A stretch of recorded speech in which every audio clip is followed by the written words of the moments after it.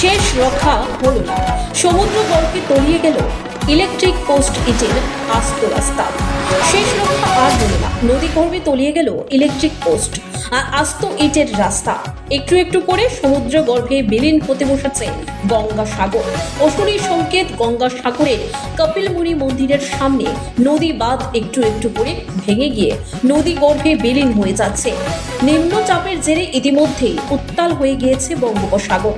বঙ্গোপসাগর উত্তাল হওয়ার কারণে বড় বড় দৈত্যাকার ঢেউ আছড়ে পড়ছে মাটির নদী বাঁধে। দুর্বল হয়ে গিয়েছে মাটির নদী বাঁধ। হঠাৎই বুধবার সকালে জোয়ারের জলের তোড়ে গঙ্গাসাগরের কপিলমুনি মন্দির প্রাঙ্গণের সামনে ১ নম্বর স্নানঘাট থেকে শ্মশান ঘাট পর্যন্ত হাফ কিলোমিটার ইটের রাস্তা ভেঙে সমুদ্র গর্ভে বিলীন হয়ে গিয়েছে। জোয়ারের তোড়ে বড় বড় ইলেকট্রিক পোস্ট ভেঙে পড়েছে।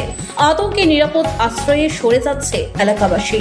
কপিলমুনি মন্দির প্রাঙ্গণের সামনে সমুদ্র ভাঙন রোধ করার জন্য একাধিক পদক্ষেপ নিয়েছিল রাজ্য সরকার, কিন্তু সেই পদক্ষেপ কার্যত বিফলে যাচ্ছে।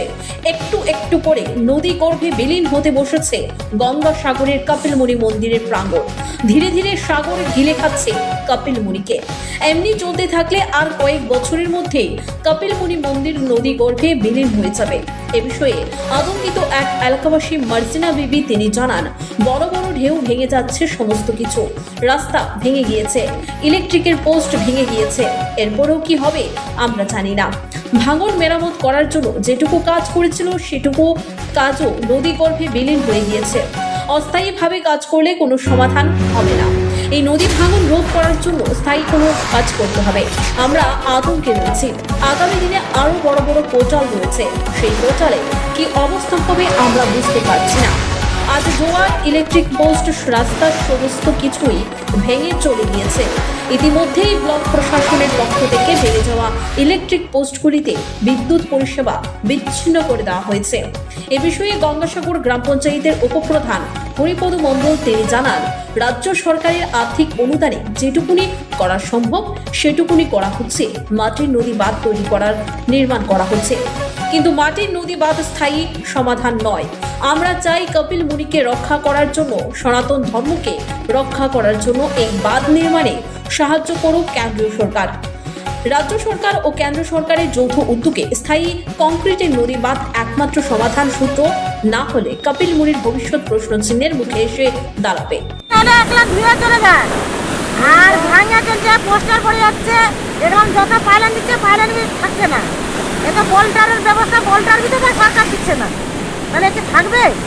মানুষ কি করে আবার কি নতুন করে ভাঙছে? এই যে আবার নতুন করে ভাঙছে, আবার নতুন করে এই মোরানি পড়ে গেলে আবার বললেন মানে বালি দিয়ে আবার এবার সাইজ করছে, আবার ভাঙে চলে যাচ্ছে। মানে প্রতি কোটালে ঠিক করছে, আবার কোটালে মোরানি ঠিক করছে, কোটালে চলে যাচ্ছে। ভাঙছে সব দাঁত নিয়ে দাঁত কিছু দিয়েছিল, সব দিয়েছে, ফুটি মুটি সব চলে যাচ্ছে। তো এই ইটের রাস্তা চলে যাচ্ছে, কিছু থাকছে না।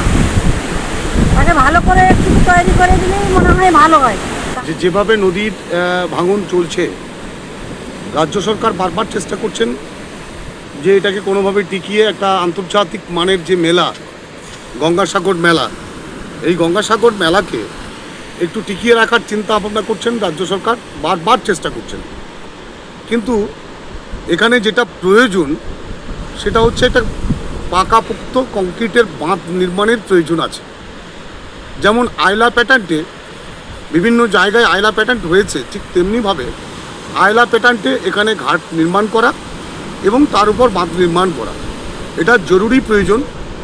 কিন্তু রাজ্য সরকারের আর্থিক সহায়তা বা আর্থিক যে সংকুলান, সেই আর্থিক সংকুলান না থাকার কারণে এটা মাটি দিয়ে বাঁধ নির্মাণের কাজ বারবার করছেন, বারবার চলে যাচ্ছে জলের তলায়, কোনোভাবে এটাকে আটকানো যাচ্ছে না।